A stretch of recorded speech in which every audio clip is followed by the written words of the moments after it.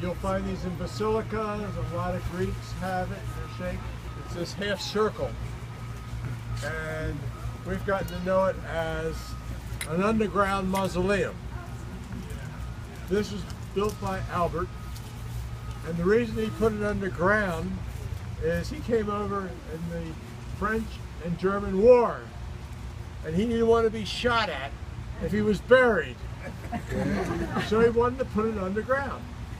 Now, the original plans which I had was 1909. And this really never got completed until 1913.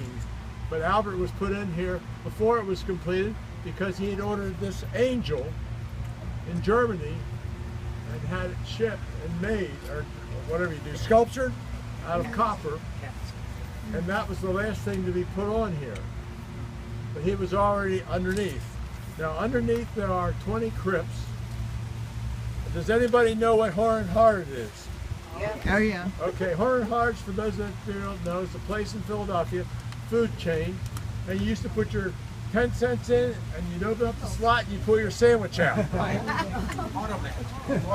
automat. There you go. So anyhow, the kids, my father's age, would call this Horn Hards because the coffins could go in and out. And there's a 20 by 20 ballroom down here. And according to my dad, when they had the first funerals, the kids would go down below and play. Now, I can tell you this, that the last opening was for Phyllis O'Hare, and it's still dry as a bone down there. And what they do is they take this top off. It's all lifted up.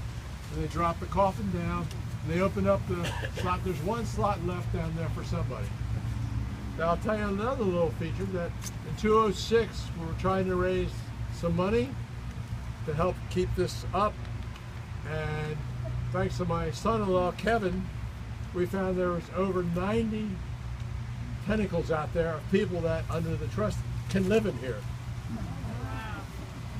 But some of them don't want to, you know. And in fact, some of them even respond and say, I already got mine down in Florida, I got mine up in Connecticut. But that's how this family has grown today. I mean, it's probably more than that because, you know, Karen got married, so she's got a husband. He's ill. Kelly's getting married, her husband's eligible to come in. So that's how this grows. Now, Albert has one of these little petitions, or whatever you want to call these things, for each of his 8 members of the family. And that's where they all go.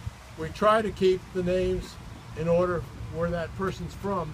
You'll find there's some already on the back, like Susie's parents are engraved on the back. My father's here, but he's buried in the back because there's still 38 urn slots in the back for people. And there's still room for 5 coffins out front. When this was built, there was a big oak tree here that finally gave up its ghost. Because this is over 100 years old, you know. I think I've covered, let me see what I've forgotten here. Oh, the angel. Now, let's talk about that a little bit. I don't know exactly why Albert picked an angel. I do know that angels are just about every kind of religion, whether it's good or bad. There's the dark angels and the good angels. So everybody kind of has that as their spiritual, one way or the other. But it's interesting is that an angel is considered God's messenger in doing work. Now, the angel has 2 things on it that I know. I've never been up to look at the rose, but I understand there's 8 petals on the rose for each of his children. That's what I understand, you know, and that's the one thing. The other thing is you have that urn that the angel's carrying. Now, an urn is a symbol of immortality, which I thought was kind of interesting, you know. So that's the 2 things. The other thing is the angel is watching over you. And that's the other reason for an angel in a cemetery. It's the guardian of where you are. So that's what I can tell you about the history of this. Any questions? I'll be glad to try to answer them for you. Was Albert a particular religion? Lutheran.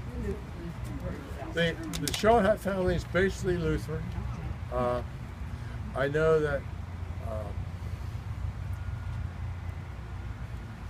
Trying to remember. I think she was Catholic and then became Lutheran. I think. You know.